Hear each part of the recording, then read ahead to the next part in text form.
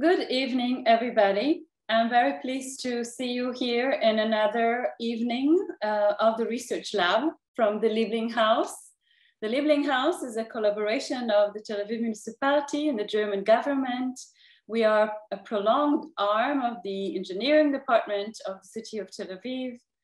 And we have exhibitions and a lot of seminars and activities and even a coffee shop. So please come and visit us soon. We're open again. Today, I'm very pleased to introduce a very renowned speaker. I am very happy that he agreed to join us today. Architect Manael Hertz. His office is based in Basel, Switzerland, and Köln in Germany. He has even planned in Israel, in Ashdod, together with Eyal Weizman and Rafi Segal, and of course, in many other places around the world. Hopefully, we will hear a lot more about it in his speech today. Manuel's also taught in the Bartlett in London, in the Berlage Institute in Rotterdam, at Harvard, and now he's teaching at the ETH in Zurich. And he's also a writer. Books such as African Modernism, Architecture of Independence, for example, and From Camp to City, Architecture of Refugee Camps are among his works.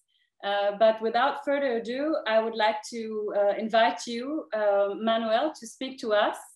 I remind everybody that we can post questions here. And after your talk, Manuel, we will have time for Q&A. So please, Manuel, the stage is yours. Great. Thank you, Sharon. Thank you for this invitation. And great to be with. It's always a bit frustrating to speak against the screen, and I don't even see anybody who's in the audience. But anyway, I'm sure they will all become visible once I end this presentation. So let me just immediately jump in. Thank you, Sharon, for the invitation, for the introduction. I want to share with you today two projects that, on the one hand, are actually not really related, but on the other hand, maybe they are in fact related, and we can speak about that relationship when we have the Q&A. We could say that, to put it very, very straightforward, one is about death and one is about life. But maybe, as I also hinted in the title of today's talk, that in fact both are about life. So let me just jump right in. I was recently commissioned to design and build a synagogue in one of the most special and maybe also difficult places on this planet. I think you're all, I guess, familiar with Babin Yar, at least roughly. But let me allow me to say a few words of the context of Babin Yar. Where are we? We are in just outside of Kiev, Kiev, the capital of the Ukraine, and Babin Yar is marked in the satellite image. Used to be, or used to mark, the edge of the city until the mid-20th century.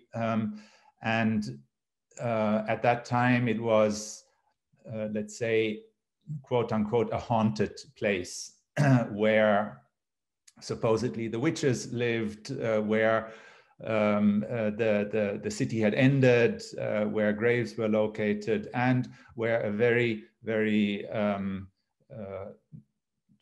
expressive landscape or topography kind of marked, physically marked the edge of the city, because you had gorges and ravines, maybe 50, 60 meters deep, a very, very accentuated landscape. It was, and I'm not sure how familiar you are with the story, so let me just give a few very basic facts. It was in September 1941, just before Rosh Hashanah, that the Nazis, the German army, on their way towards Moscow, invaded Ukraine and invaded Kiev.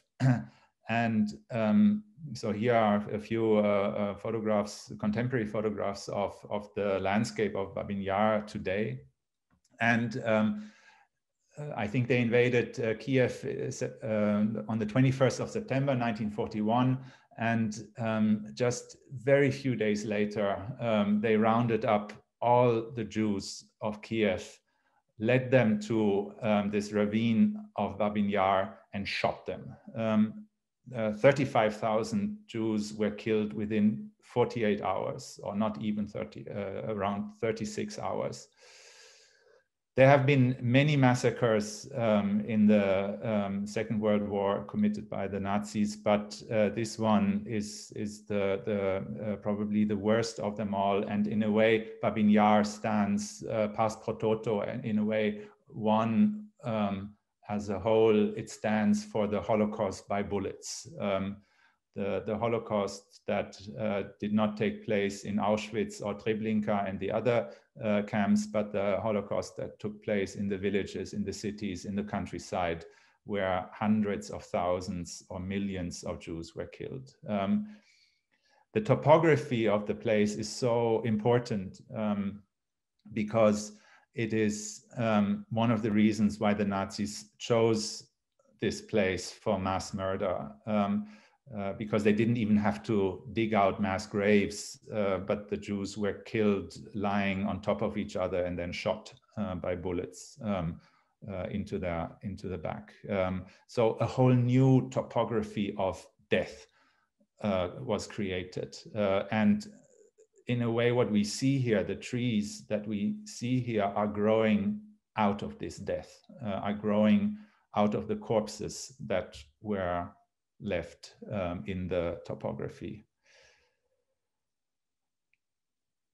Even though Babyn Yar is maybe one of the worst massacres of the 20th century, there's and really one of the center points, one could say, of European history of the 20th century, there's remarkably very little that marks the massacre in terms of commemoration, in terms of memorials. There's one or two memorials. I don't know if you see my mouse. There's one here on the lower left of the satellite image that we see, and a second one just below the edge of the screen. And then in the mid-90s, a very simple small menorah was erected right below the red dot in the center of the image. So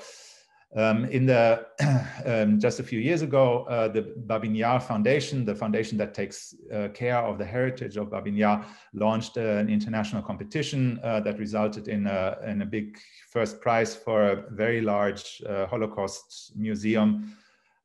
Eventually that was cancelled, and I would say thankfully so, because this very, very large Holocaust museum could not correspond to the complexity of the territory and the complexity of the history.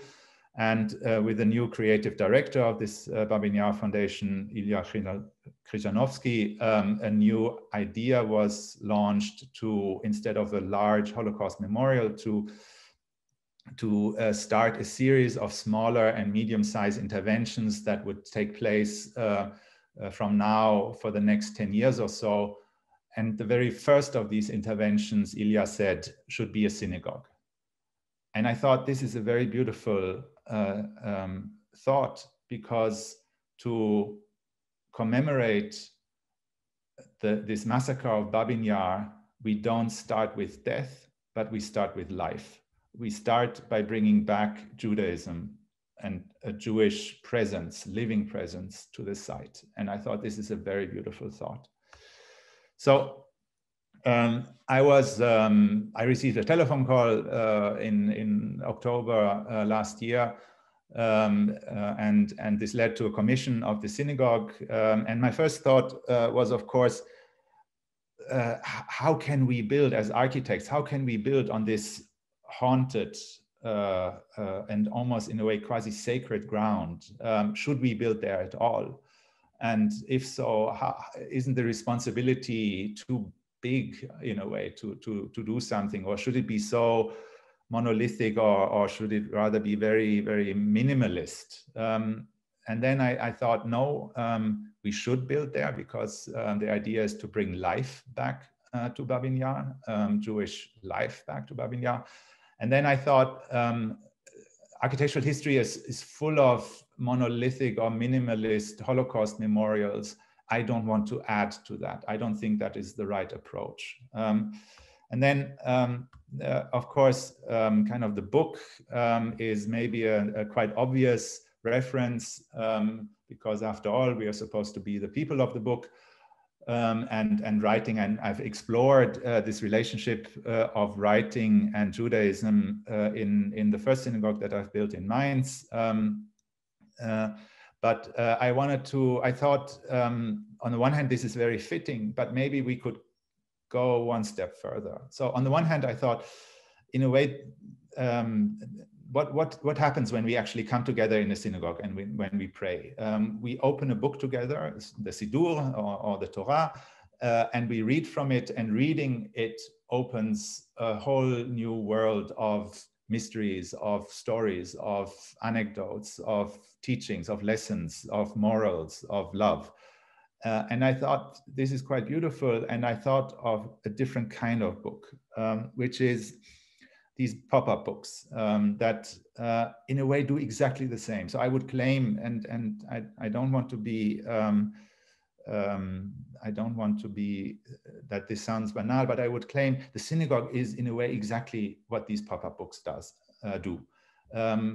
We explore them together, we open them, and they open a whole new world to us that we explore, that is this kind of new universe that we can discover, and that is full of fascinating details, that of stories, of anecdotes, a whole new universe of myths and teachings that we can explore. And I thought this kind of also transformative quality of a book transforming you and a book transforming space is something that is very fitting to the synagogue in a way. So that was in a way the starting idea. Then we have the ground. We have a very specific site that was given to me by the Babyn Yar Foundation, which is just behind this menorah that was erected in the 1990s, in between the trees. And I thought I really like this location, the site, hidden a little bit in between the trees. And the first or the next thought was, of course, I need to do something that is very, very tender to the ground, that is very sensitive to the ground, that barely touches the ground. And in a way, from these thoughts, we developed this proposal to make a building, a permanent building, this is, that stands on a platform, slightly elevated, that can open up to become a synagogue of 80, 90 square meters, and that can close again to become a thin vertical volume. So what you see here is of course, a model, 11 meters high, 8 meters wide, 2-3 meters deep, that has this transformative quality that in a way doesn't impose itself to the site, onto the site which is in a way sacred, and that needs to be opened, in a common or collective new ritual by the minyan, by the congregation. So here, from right to left, you see the opening process that unfolds a new space, a space in a way of wonder, let's say. And I had already many years ago, I had come across these synagogues that were built in southern Poland and western Ukraine that one could say represent maybe one of the few, how do you say, folk art, examples of folk art within Judaism, at least in the European context, that are incredibly beautiful. I don't know if you're familiar with them. Within the 17th and 18th century in southern Poland and western Ukraine, a whole series, and also a little bit in the Estonia and Latvia region, a whole series of wooden synagogues were built in the shtetl, that were sometimes quite elaborate from outside, sometimes quite simple, but in the inside featured these incredibly beautiful drawings, paintings, wall paintings directly on the wood, an ornament of flowers, of animals, of a whole range of iconography, and then prayers. And I thought, I sent this, this is one from one very particular synagogue, Voshti's synagogue, that is located in Western Ukraine. And I thought this is a fantastic reference that I want to bring into the design of the new synagogue. First of all, because it is located in Ukraine, or it was located in Ukraine. All of these synagogues were destroyed in the Second World War, or in running up to the Second World War. None of them have survived. And in a way, I wanted to reference this wonderful craft that we see there. And by the way, I had sent them, my client, this photograph, and after some time I wondered, what is actually the text that is shown here? And I'm not very good in Hebrew, and I thought, it's going to be, I don't know, I know it wasn't the Shema Israel, but maybe it's the Kaddish or something, but in fact it wasn't. A family friend told me it's a blessing which is not so common. It's the blessing to turn a nightmare into a good dream. And I thought, this is so beautiful. This is such a wonderful coincidence. This is exactly what we want to do in Babin Yar, to turn a nightmare into a good dream. And then these, again, historic photography of this iconography of the of another synagogue, wooden synagogue in Western Ukraine. You see this kind of beauty and also playfulness of symbolism, of iconography that is quite wonderful. So in the end, we designed this synagogue that here, of course, you see an animation first. That opens up manually. It's a wooden construction sitting on a wooden platform, unfolding itself, unfolding a women's balcony, the bima, giving view to the Aron HaKodesh, and to this new artificial ceiling, or this new wooden ceiling. This ceiling is a series of flowers taken from the historic Ukrainian synagogues and arranged in a very particular pattern. In fact, they recreate the star constellation that was visible on the night of September 29th, 1941, over the skies of Kiev, marking exactly the night that the massacre started. So sitting under this ceiling of, I would say, also beauty, of almost seductive beauty, links us and anchors us, or anchors the congregation, and connects them with the massacre itself, the night that the massacre started. And then it was built. It is, in fact, the shortest and quickest project that I've ever worked on. As I said, I received the telephone call end of October last year, and with an incredible team of builders, engineers, and planners, my office. We designed it, planned it, got the permission, and it was built over a period of 2 months, in 3 places, 24 hours a day, 3 teams simultaneously in each of these places. so that it could be inaugurated or with a, let's say, one would, in a different context, one would say a soft opening for Yom HaShoah, early April. Next week, or actually this Friday, it'll be officially inaugurated together with the Ukrainian president and handed over to the public. So what you see here is how it looks beginning of April. The paintings on the walls are not complete yet. The ones in the ceiling is complete. You already see the blessings. In fact, just above the Aron HaKodesh is the blessing that is about turning a nightmare into a good dream. Here you see how the synagogue kind of slightly hovers above the ground. The foundations do not dig into the ground. I was this was extremely important to me, that we do not disturb this soil further, this soil that is literally and metaphorically soaked in blood. In the back, you see a small little concrete building that we also designed and built that is a space for a small seminar where religious seminars can be held. The concrete, you unfortunately don't see it in these photographs, was cast on site on the ground, so that the soil actually creates a texture in the concrete.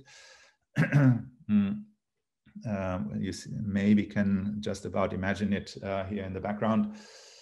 The whole building, as I said, is constructed out of wood. It is historic wood. It is oak wood that is more than 100 years old. That was collected from different places all over Ukraine, that in a way connects the time period from before the massacre with the contemporary era.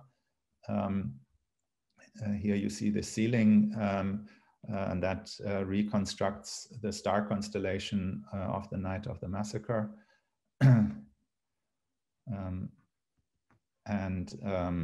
The painting here and overall, the painting is still going on, the painting on the walls. This is a photograph I literally just received 5 minutes ago before the lecture started. We are continuing it. It'll become more colorful.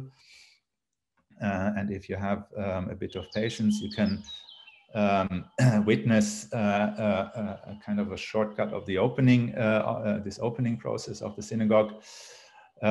What we want to do is to make a synagogue that is truly public, that serves as a synagogue,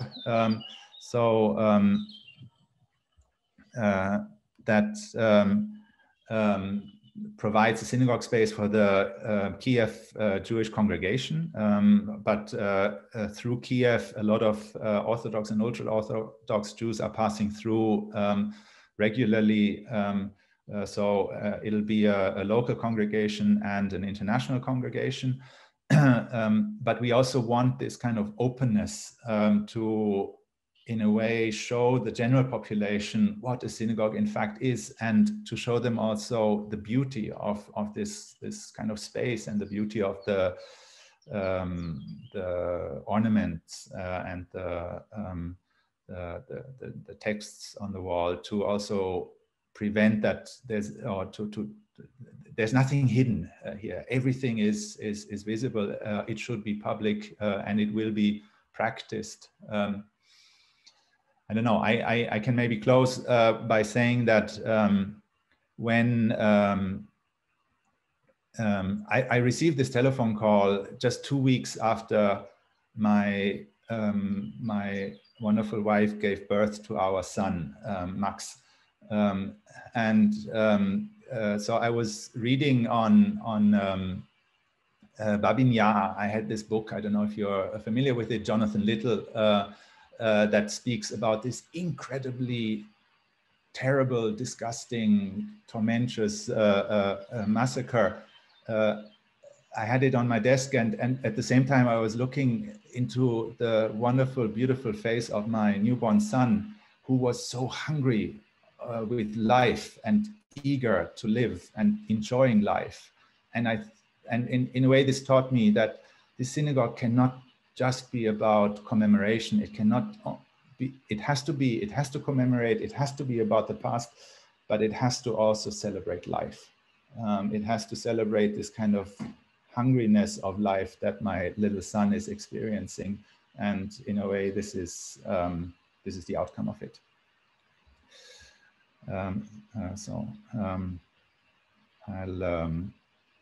This is really a bad movie, and please excuse this kind of bad quality, but just to, we are still putting the pieces together and making a good documentation of it.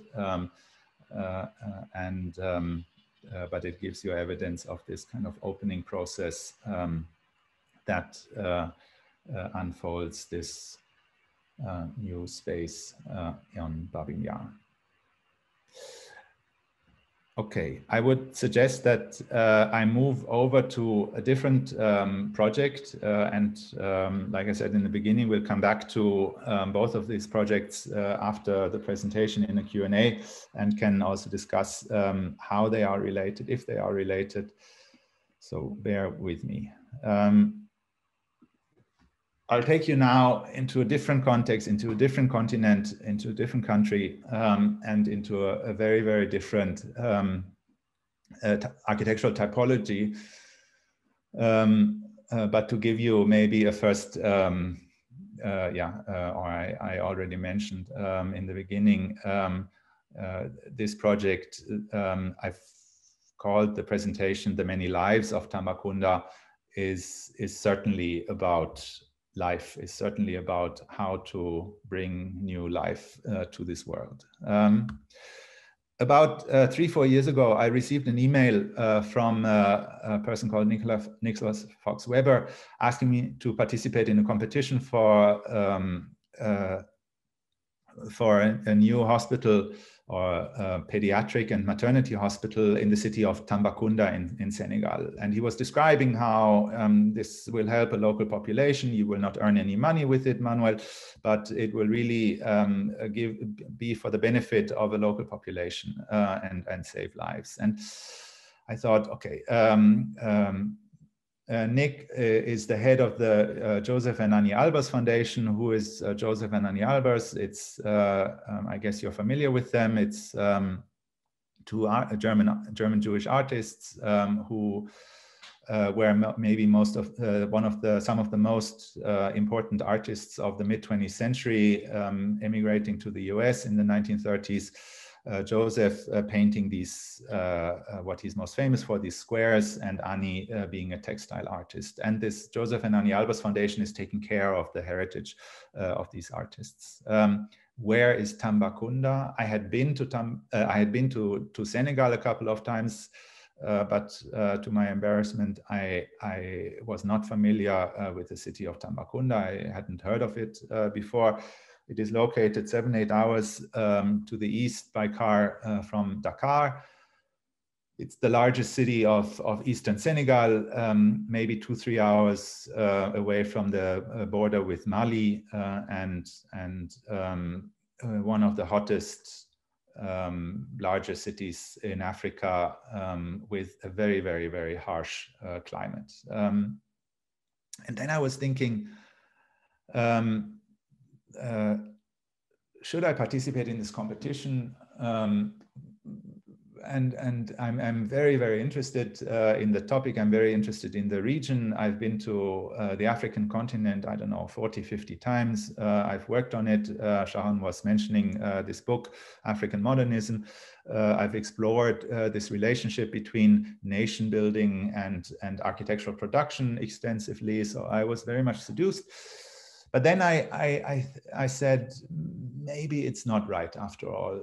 And I wrote back an email to Nick saying, thank you so much for this invitation, but I will not participate, because I think that it is not right that architects in Basel, London, Paris, New York, and wherever invent a solution for a site that they've never visited. I don't think that the competitive process is the right process. I would have preferred a collaborative process. Thank you, goodbye. Then an hour later, I receive a telephone call and telling me, Manuel, and it was Nick Weber on the phone, your email really kind of showed us that we are doing something wrong. Let's meet. And out of that, a direct commission developed. And so from declining a competition, I was kind of awarded the project, which was really not intended, but a fantastic outcome. And I found myself a few weeks later in the streets of Tambacounda. And I told Nick, when I want to do this project, I want to start with research. I don't want to start with architecture. I want to start with research. And only after that create a kind of any kind of proposal. So we went there. We stayed there for 2-3 weeks. Did a lot of research with my team, surveying the city, getting an understanding of the urban fabric of the city. What is the contemporary architecture? How are they being built? You have these quite funny but also wonderful textures, kind of tile buildings there. What is the common building technique in the region? Most of it is actually cement brick that is cast on site, created on site. So you have these kind of hundreds or thousands of bricks that are created on site for every construction site. We met the hospital, we met the staff of the hospital. Here in the center, you see the amazing, wonderful directrice of the hospital. The foundation has quite a fantastic team locally. We looked at the existing architecture. It is an existing hospital. This hospital serves a population of about 1 million people in the region, 100,000 people in the city. 20,000 patients go through the hospital every year under very problematic, let's say, conditions of the building stock. The buildings are well designed. They are all circular, like you see here, but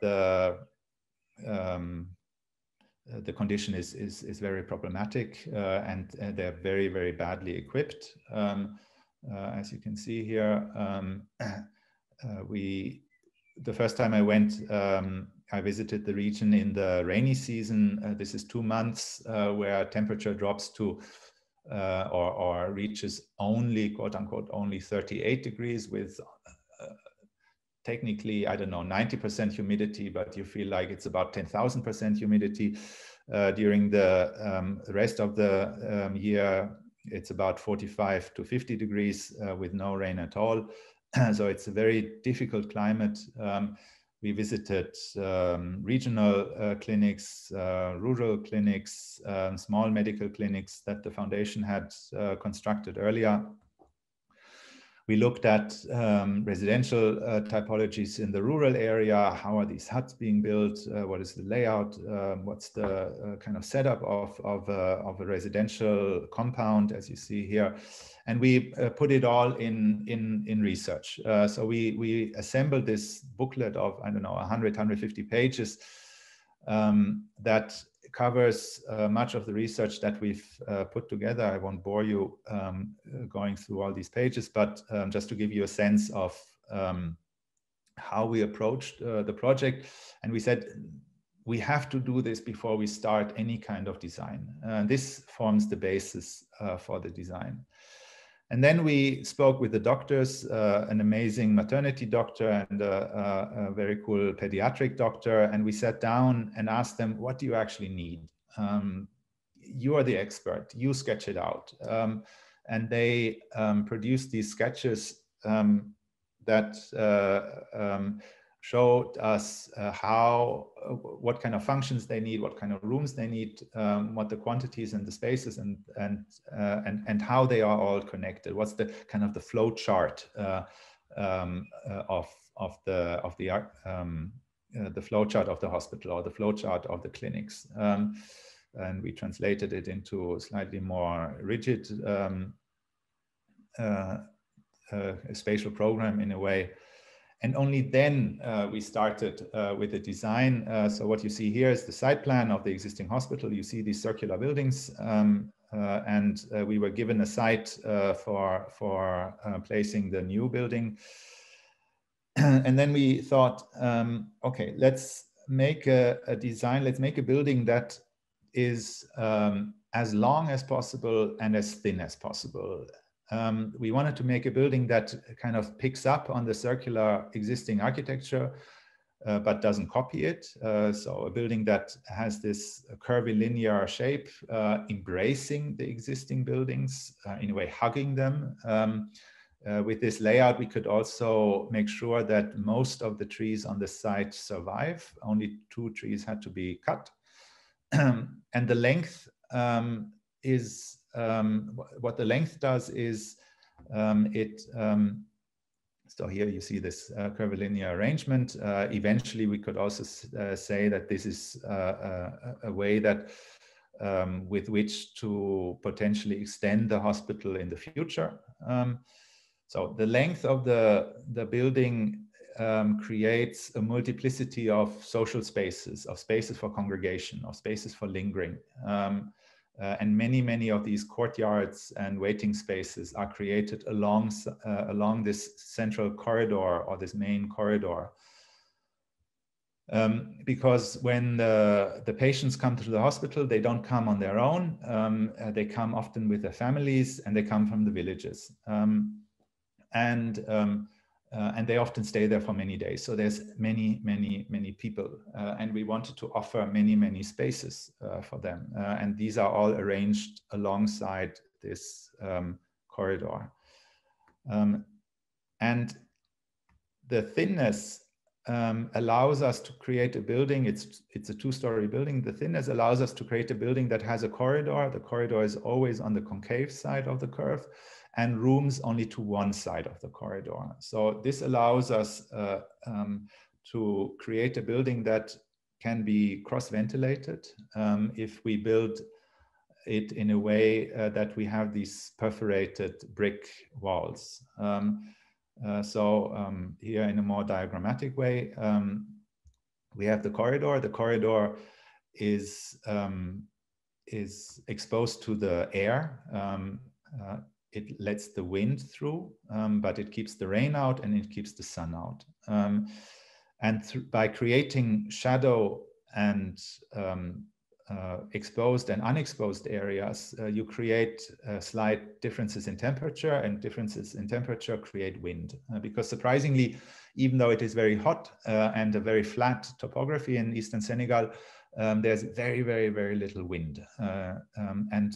In a way, what the building does, it is its own climate machine. It creates its own microclimate through this brise-soleil and also through this double vaulted roof that the outer layer is from metal. It makes a kind of a heat buffer. And in the ceiling, we have openings that pull up the hotter air and allow slightly cooler air to enter the room.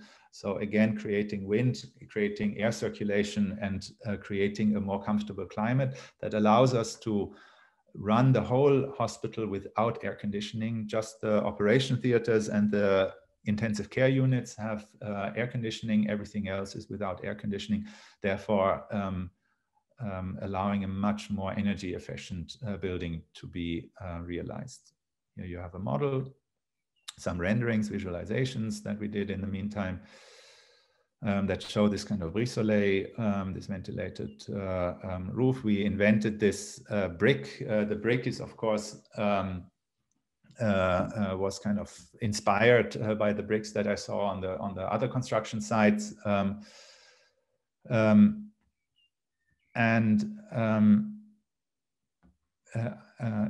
I thought, okay, if the brick is so important for the hospital, we have to test it. We have to make sure that it works. We have to make sure that it can be produced. We have to make sure that the walls are stable and that they allow enough air to come in, but really keep the rain out, keep the sun out.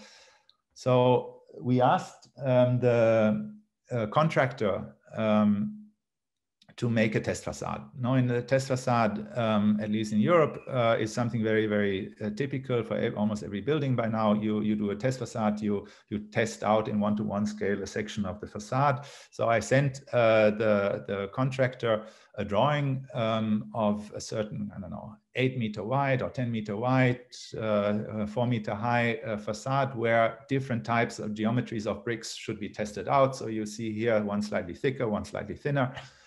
And I told the contractor a specific space in the back area of the hospital compound of the hospital campus where this test facade should be erected.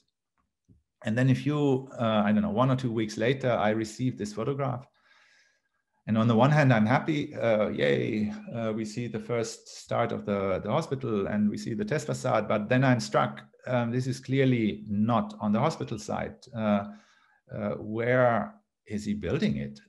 And this is actually a bit more than just the test facade. What are these walls? And then a few weeks later, I received this photograph and I'm really surprised.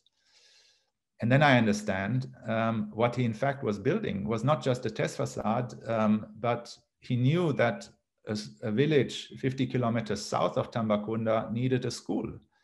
And why build a test facade and then just look at it and tear it down again if you can use that test facade and add 3 more walls and extend it into an actual school space. So he took, in a way, my logic of building a test facade and combined it with his logic and with his need or with the local needs and turned it into this wonderful little school, which is this kind of hybrid of a test facade meets school, where now a wonderful group of 30 kids from the small village of Makabing Sidi can enjoy a very well ventilated school building, can enjoy a very well ventilated school morning, and instead of building a facade that would have been torn down after a few days or a few weeks, we have a permanent building and an incredible kind of efficiency of resources and this beautiful hybrid of form, hybrid of function, hybrid of authorship, which I think is really fantastic. This is Mageba. He is the contractor, but in fact, he's also a doctor. And he, I think without exaggeration, I can say he's quite a genius who started as a doctor, started to build clinics as a doctor, and now kind of by daytime he's a doctor and by afternoon time he's a contractor, and was then also commissioned to build as a contractor the hospital in Tambacounda. So we started construction about 1.5 years ago. The building grew. The building is mostly built out of, or it has a concrete structure with columns and floor slabs and cement-based bricks. So here you see how these bricks are actually shaped. So with this one form that you see in this metal form, 50,000 bricks were made. 100 a day, 500 days, 50,000 bricks.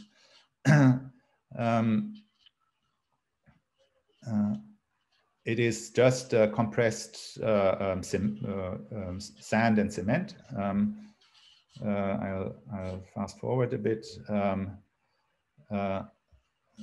So with this kind of incredible patience and really literally the single form, all the bricks of the whole hospital were produced over a period of 1.5 years. That you see here in the photographs, and then it was built.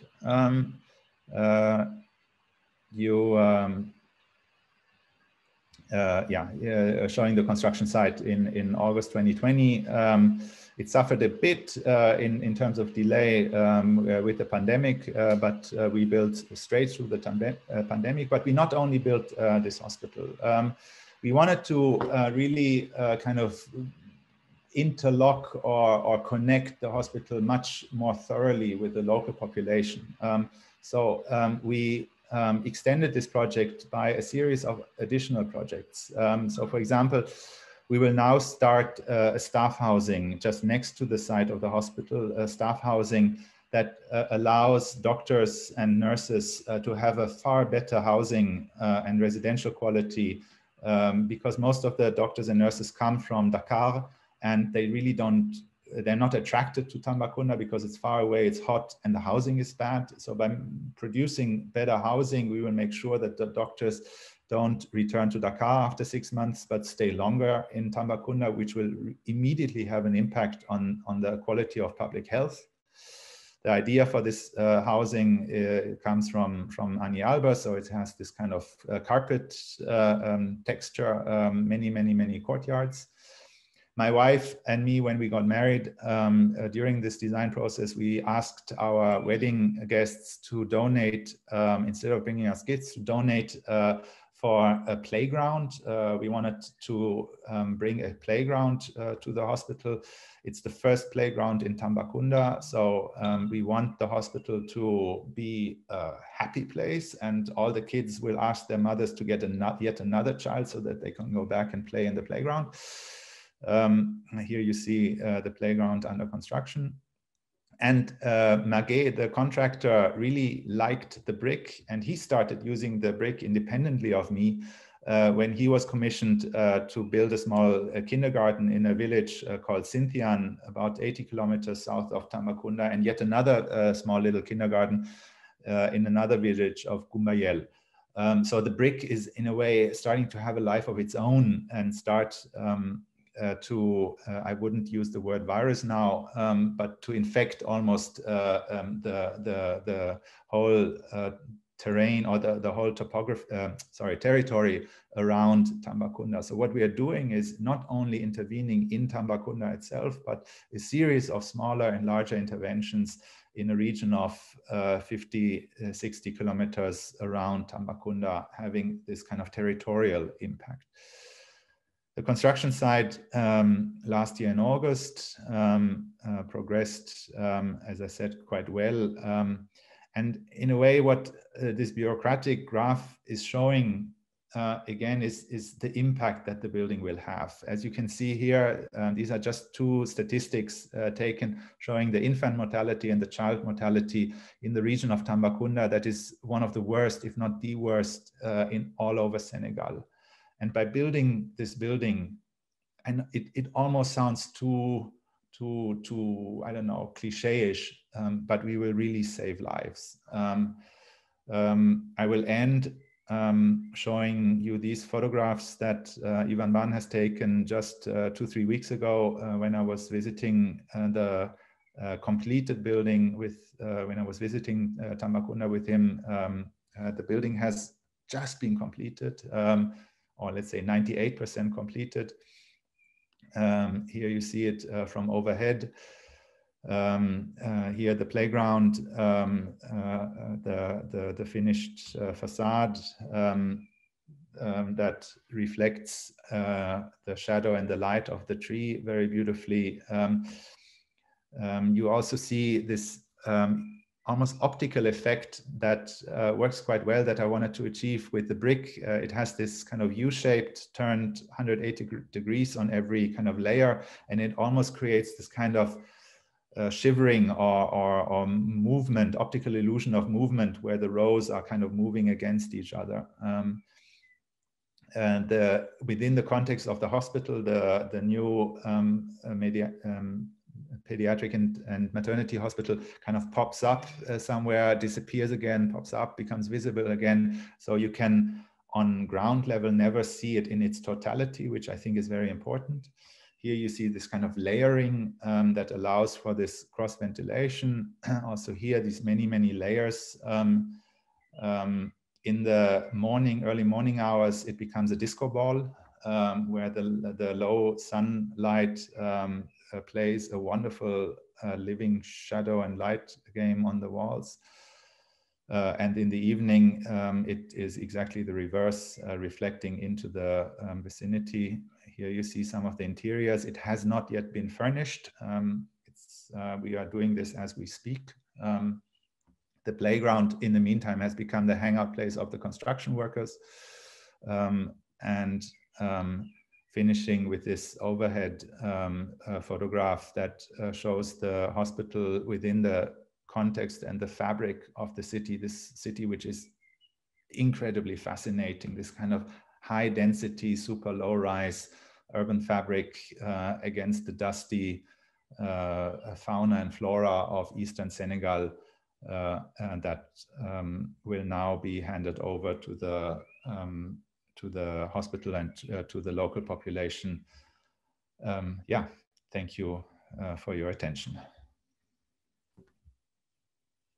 Thank you so much, Manuel, for this amazing lecture you gave.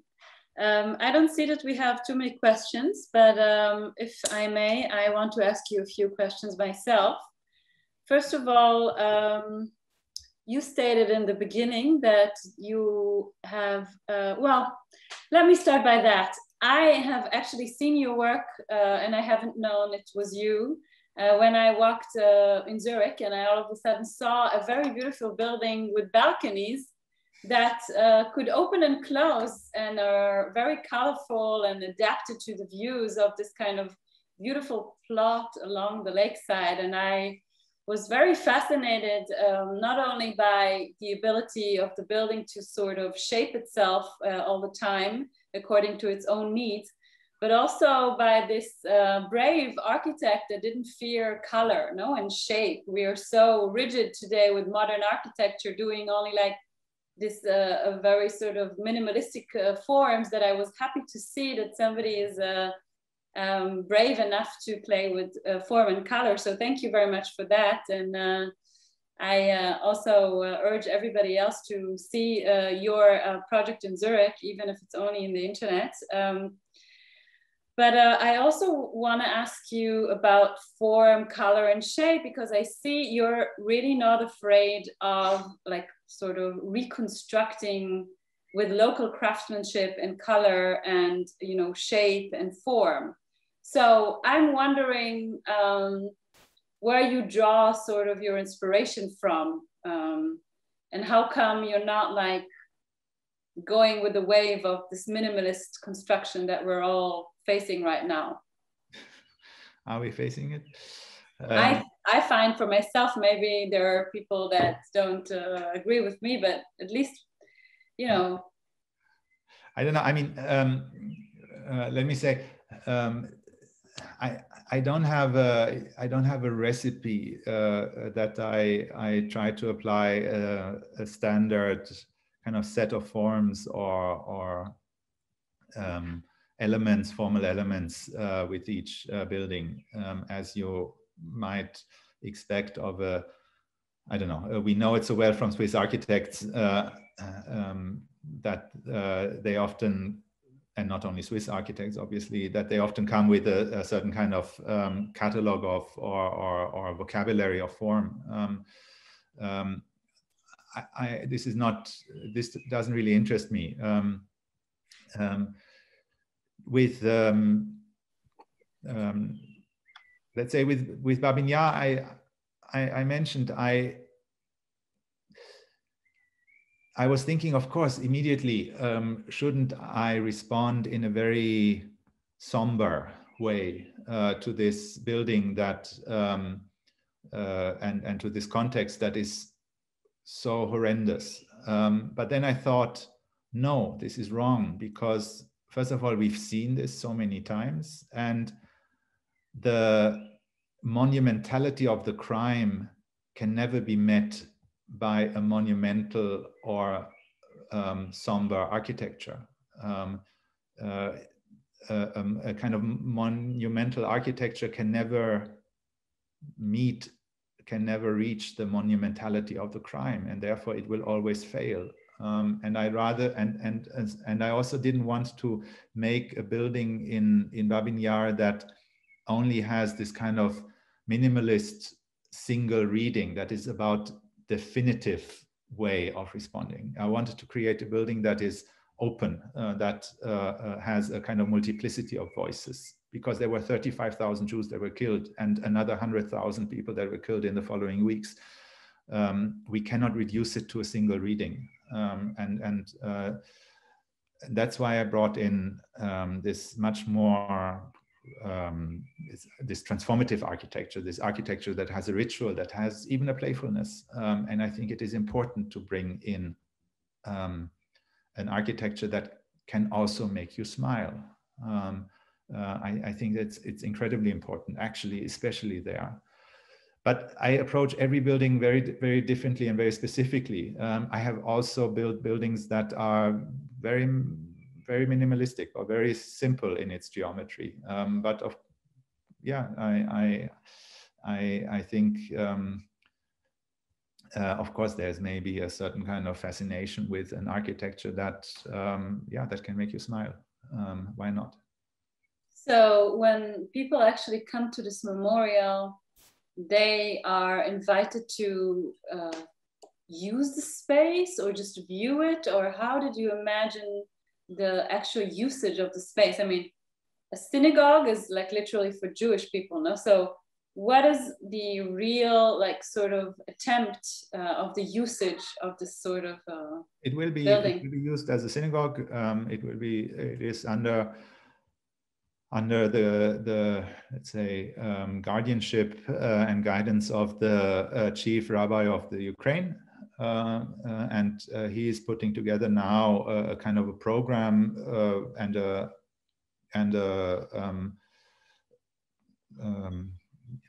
program when to use it.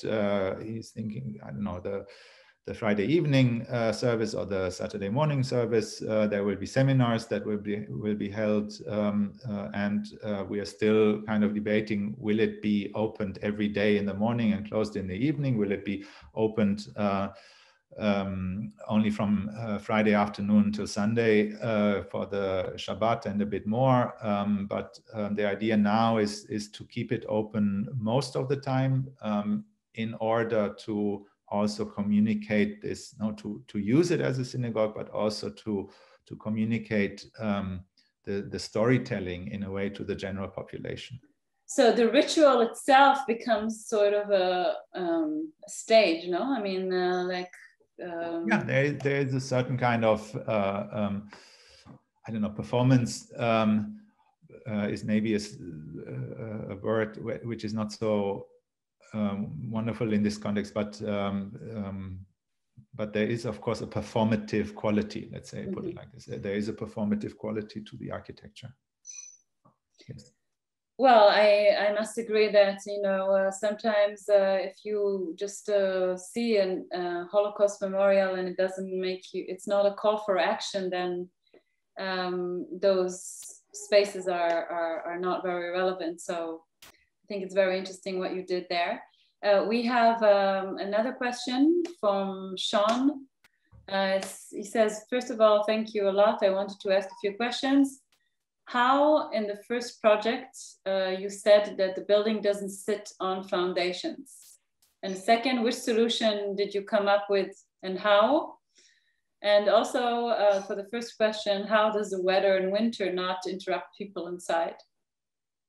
Yeah, very practical questions, very important. No, it's because it's, I'm not joking, because it's, I want the synagogue to work, to operate, to work properly as a synagogue, that it is useful and usable. And also, very importantly, it is not a temporary building. It is not an art installation. This is architecture. So it needs to perform.